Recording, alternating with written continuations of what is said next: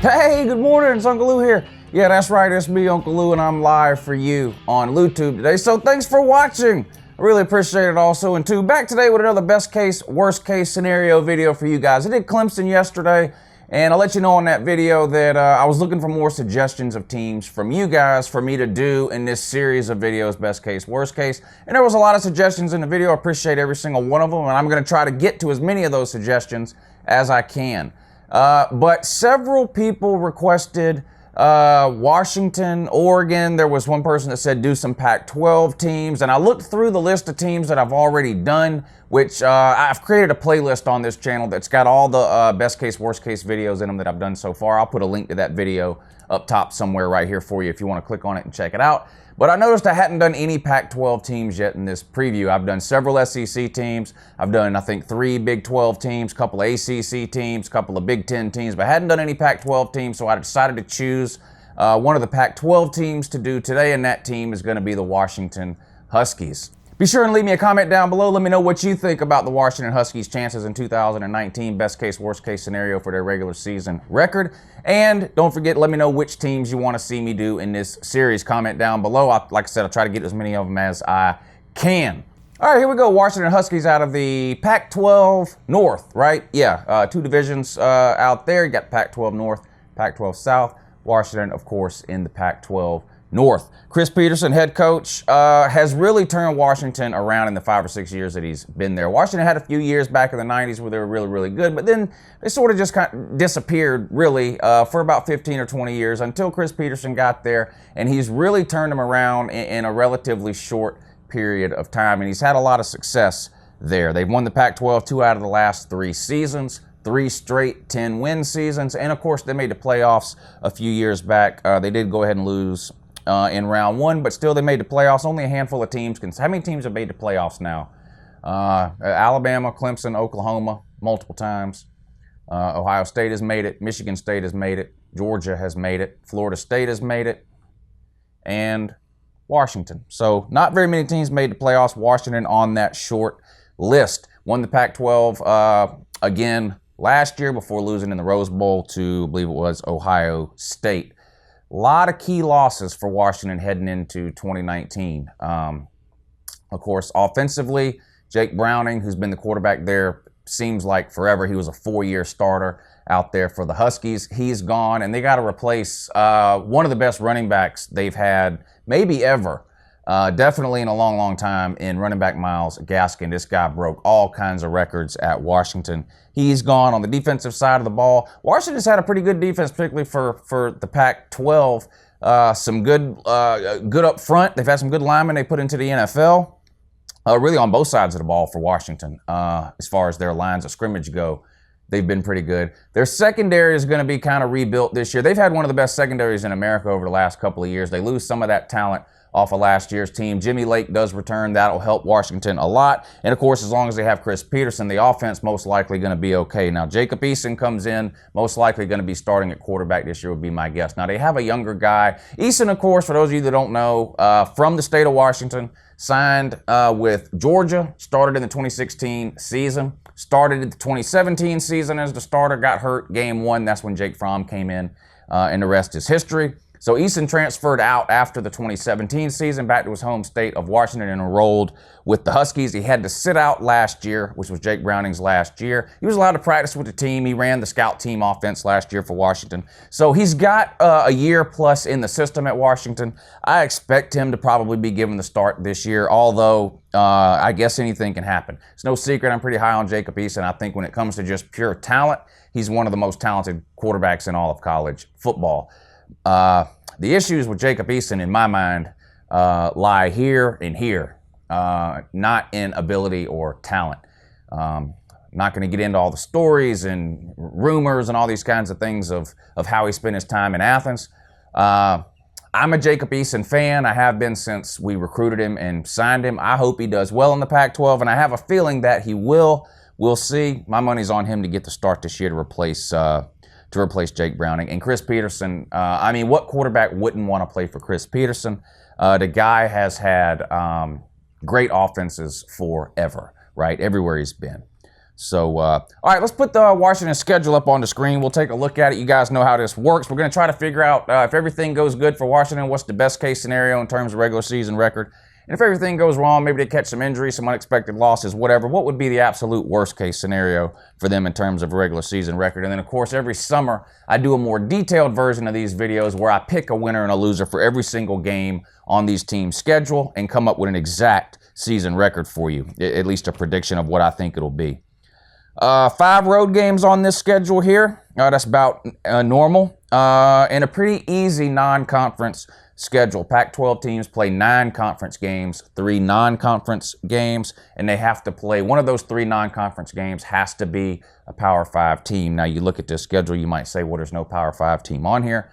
The Pac-12, for scheduling purposes, considers BYU a Power 5 team. So that's where they satisfy that requirement.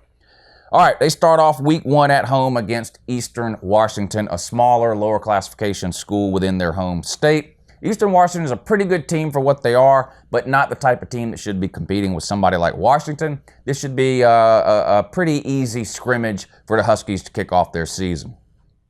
Week 2, you start Pac-12 play at home against Cal, who beat Washington last year in one of the biggest upsets in the Pac-12 last year, really. Cal, I think, surprised some people last year. They were better than a lot of people, I think, thought they would be. You're a better team. You get them at home. Hard to imagine you losing that game right now. Of course, a lot of what I say in this video is going to ride on the play of whoever they go with at quarterback. Quarterback hasn't been a question at Washington, like I mentioned, with Jake Browning being a 4-year starter in a long time. So this is the first year we head into a season with some question marks there for Washington. So we'll see. But I think Washington is clearly a better team than Cal. Week 3, you get Hawaii. Hawaii was a surprising team last year because they've just been an awful team for the last 5 or 6 years. They bring in a new coach last year, completely changed their offensive scheme around. It looks like the old school run and gun offense. I mean, it's shotgun, 5 wide receivers 90% of the time. They sling the ball around more than almost any other team in college football. They won 8 games last year. An elite passing game. So this could be an interesting game. This will test Washington's rebuilt secondary here. We're going to find out week 3 against Hawaii. Hawaii is nowhere near as good of an overall team as Washington. That's not what I'm saying. But this will be a good test for Washington's secondary to see how they compare to some of the secondaries Washington has put on the field in years past, because Hawaii is going to sling the ball around. They're going to get some yards. They're going to move the ball up and down the field. They're going to score some points. So maybe worth keeping an eye on there. And then week 4, you got to go on the road. You play BYU. BYU has absolutely no offense at all. Night and day difference from BYU to Hawaii. If Washington can find a way to score 17 to 21 points, they'll win this game. I'm pretty sure they'll find a way to do that. Of course, BYU, the most backwards school in all of college football. It's an absolute embarrassment. BYU is. They ought not even be allowed to field a team, in my opinion. Then you get another home game here, Southern Cal. This is going to be a huge game, not for Washington necessarily, but for Southern Cal, and more specifically for Coach Helton out there at Southern Cal. I'm on record. I think Helton is a terrible coach. I've been saying this for 2 or 3 years. They didn't even make a bowl game last year, going 5-7. There is no reason Southern Cal should ever be a 5-win team. Surrounded by talent there in Southern California. They always recruit at a high level. They always have some of the best skill position players in all of America in terms of wide receivers, running backs, DBs, that kind of thing. Absolutely pitiful. I don't think Southern Cal is going to be very good this year because of their coach, Helton. I think this is his last year there. I think he gets fired either some point towards the end of the season or as soon as the season is over. Of course, you guys know my theory. I think Urban Meyer's headed there for 2020. We'll see. But in any case, you get them at home. I can't see you losing this game. They did beat you a few years ago. What was it, 2016 or something? But you're just a better team, honestly, and you're way, way better coached than the Trojans. This should be a game most people expect Washington to win. You got to turn around then and go on the road at Stanford. Now, as much as I dislike Southern Cal and their coach, Helton, it's the exact opposite when it comes to Stanford and David Shaw. Now, Stanford never has the most talented team in the Pac-12, but they consistently have one of the best coach teams in the Pac-12, in my opinion. I am a huge David Shaw fan. I wish David Shaw could get an opportunity, and maybe he's been given opportunities and he hasn't taken them. Maybe he may enjoy it at Stanford. I don't know. I would love to see David Shaw take on a program that didn't have some of the academic restrictions that Stanford has. That's nothing against Stanford. That's great. Stanford's one of the best academic colleges in all of America. But I would like to see Shaw get a chance at a school where he doesn't have some of those hurdles to overcome. I think he is a really, really good coach. I love the style of football that David Shaw and Stanford play. It reminds me of an SEC style of football, big offensive lines. They use the tight ends a lot, pro-style offenses. They seem to always have NFL running backs. I'm just a fan of the product that David Shaw puts on the field. That being said, they're not as good of a team as Washington. Now, you do have to play them there. I think this has potential to be a tricky game, sort of sandwiched in between this Southern Cal and the Arizona game, and I'll talk about that in a second. So worth keeping an eye on that Stanford game. Could be tricky on the road. And then on the road at Arizona. Arizona's not a very good team. I don't like their coach, Sumlin. I don't think he's a very good coach. But, and I couldn't believe this stat when I read it this morning, Washington is 1-5 under Chris Peterson in his last 6 games in the state of Arizona. So when Chris Peterson has to take the Huskies on the road to Arizona or on the road to Arizona State, 1-5 in his last 6 trips out there. That is not good. Khalil Tate returns at Arizona, sort of flew under the radar last year, right? Got real hot in 2017. He had a 4 or 5 game stretch in 2017 where he looked like the best player we've seen in college football in maybe a decade or so. I mean, he just looked unstoppable for a 4 or 5 game stretch in 2017. A lot of Heisman hype going into 2018. How's Kevin Sumlin going to use him? That kind of thing. And he didn't get a whole lot of attention last year, Tate. They didn't have a very good year. They hovered around the 500 mark or whatever they ended up being. We'll see if Tate can get back to sort of how he was in 2017 in year 2 under Sumlin now. But listen, Washington is a way better team. I cannot believe you're 1-5 there. Not sure why that is. I guess that's the furthest Washington could possibly have to travel within the Pac-12 would be going from Washington down to Arizona. But still, that's not really an excuse. It's not like you're flying cross country here. Washington is the better team, but with this track record and on the road at Arizona, this is one you got to keep an eye on. And then the big one, right? If you're trying to break down the Pac-12 this year, the Pac-12 starts and stops, in my opinion, this year with this game. Washington versus Oregon. It's a home game for the Huskies this year. That's a huge benefit. Oregon, of course, brings back one of the best, if not the best, quarterbacks in all of college football in Justin Herbert. How Oregon convinced this guy to stay in college another year is a minor miracle. This guy was a guaranteed first-round pick in the NFL if he'd have came out this year. A lot of people had him as the first quarterback taken had he come out in this upcoming draft, but nobody had him lower than being the 3rd quarterback taken. And was it Mario Cristobal and the guys at Oregon convinced him to stay? Oregon is going to be a very, very good team this year. They have recruited at a high level.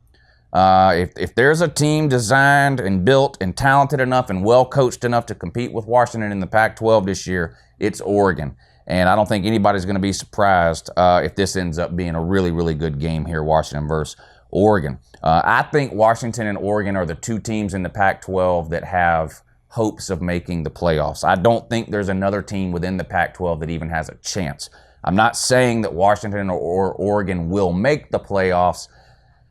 If you tried to pick 2 teams out of each conference who had the best chance, though, it would be Washington and Oregon out of the Pac-12 in my mind. That takes you into a bye week. Of course, first of 2 bye weeks this year. This isn't a change in college football. It's just the way the calendar falls this year. In order to get the season to start the first weekend of September for the Labor Day weekend, and end the first Saturday in December with the conference championship games, it requires 2 bye weeks this year. It's just the way the calendar is set up. So this is your first of 2 bye weeks. Come out of that, play Utah. I said Washington and Oregon, 2 best teams, and I think they are. Utah is good too, though. And I mean, Utah won the South last year, right? Yeah, I believe they did. Yeah, because Washington played them twice last year, beat them both times. So Utah defending Pac-12 South champs. They're going to have a good team. They're another team, I think, that's really well coached in the Pac-12. Talent-wise, Utah is probably not even a top 25 team. If you want to look at last 4 years worth of recruiting rankings or whatever metrics you want to use to base just total talent on a roster, seriously doubt Utah would even be in the top 25. Yet they play like a top 25 team almost every single year lately. I think this will be a good game. You get them at home, like I mentioned. You beat them twice last year. You'll be expected to beat them again this year. It's in your place. but a game worth keeping an eye on. At Oregon State, last few years, Oregon State's just been one of the worst Power 5 teams in America. I mean, I'm not telling you guys anything you don't know. They've just been absolutely horrible, them in Tennessee. They're getting better. A new coach last year, so his second year this year. They're getting better. Still not anywhere close to being able to compete with a team like Washington in my mind. You get second bye week after that, and then you finish up with one road game and one home game. On the road at Colorado, at home against Washington State. We'll start with that Colorado game. Some Georgia fans may be interested in this one. Of course, Mel Tucker, defensive coordinator under Kirby Smart. His first few seasons in Athens, gone. He's now the head coach at Colorado. Interesting. Colorado State, Mike Bobo, former Georgia offensive coordinator. Colorado, Mel Tucker, former Georgia defensive coordinator. Keep an eye on that. Colorado was ranked for most of the season last year and then just totally collapsed the last 4 or 5 games of the season and ended up, I think, not even making a bowl game, if I remember right, but they ended up unranked for sure. So they bring Mel Tucker in, they make a change at head coach. We'll see how they look. We'll know a lot more about Colorado and what they look like under Mel Tucker, obviously, by this point in the season, your 11th game, than we know now. Final game of the year, the Apple Cup, Washington versus Washington State. You get them at home this year. This game was actually for the Pac-12 North Division Championship last year. Washington State had a really good year. They had a quarterback set some records. I believe he had the most yards passing in all of college football last year. If he didn't, he was very, very close. But his numbers were comparable, if not better, to numbers that you saw put up by people like Tua Tagovailoa, the Pineapple there at Alabama, softest player in college football. Sunshine, Trevor Lawrence over at Clemson with the Taters, and that center fielder, that 5'9" center fielder that Oklahoma had playing quarterback, Kyler Murray. This quarterback for Washington State, his numbers were as good or better than those guys. And of course, Mike Leach, head coach there. It doesn't really matter, seems like, who the quarterback is. I mean, he's this guy, offensive guru. What's the deal with? I don't know if any Washington fans will see this video or not. What's the deal with the guy from Washington, Jimmy Lake, and Mike Leach? What is their beef? I missed that, I guess, at the end of last season or during the offseason. Or is this some kind of Twitter war they're having? What is this? There's something going on between Jimmy Lake and Mike Leach. But I'm going to tell you right now, I keep up with Washington State just because Mike Leach is their head coach. This is the most interesting coach in America, right? This is why I was so sad to see Lyle get fired from Tennessee, Butch Jones. Lyle's press conferences were must-see TV in the SEC. Now that he's gone, we don't really have that one coach where you're just like, I can't miss this post-game press conference, right? Mike Leach is that way. What is he doing? What is this war between him and Jimmy Lake? I don't know. Anyway, best case scenario for Washington in the regular season. I'm not sure. Listen, if you guys have been watching me for a while, you know how hard it is for me to pick a team to go 12-0. It's just very hard to go 12-0. I mean, as good as Alabama has been, they've gone 12-0 only a handful of times. Clemson, of course, did it last year. Alabama was 12-0 last year, too, before getting throttled in the national title game, 144-2 or whatever the final score ended up being, 4th and 6, and Tua is still a part of me. But anyway, what was I saying? I think Washington is going to be better than almost every team they play here. You can make a case that maybe Oregon is a little bit more complete of a team right now. Definitely less question marks at quarterback, Oregon, than Washington. I think a lot of Washington's success is going to depend on the play of their quarterback, who, like I mentioned, I think is going to be Jacob Eason. I could see Washington winning the Pac-12 North again, 11-1. I'm close to picking Washington to go 12-0 here. I just think Oregon's going to be tough. I think Utah could be tough, but you get both them at home. That's huge. Honestly, if you split Oregon and Utah, you're probably going to win the Pac-12 North. That's probably what will end up happening. I'm going to say best case scenario, 11-1, and you win the Pac-12 North. Worst case scenario, is there a way you lose to like Hawaii or BYU? Is Southern Cal going to be a lot better than what I'm giving them credit for? I don't see any way you go any worse than 8-4, and that would be a disappointment in my mind. I told you at the top of the video, you've won the Pac-12 2 out of the last 3 years. You've had 3 straight 10-win seasons. 8-4 would be a disappointment, but I do think that's worst case scenario. I'm not saying I expect you to go 8-4. Definitely not predicting you to go 8-4. This is best case, worst case. I'm going to say you finish somewhere between 11-1 and 8-4. Over the summer, we'll go back through this schedule again when it gets closer to the season. I'm going to start those videos at the end of June and run them all the way through July. I'll go through the schedule one more time, game by game, and I'll pick a winner or loser for every single game and give you a prediction for an exact record. But it's way too early to try to do that right now. Spring games going on. 11-1, 8-4. Have a good morning.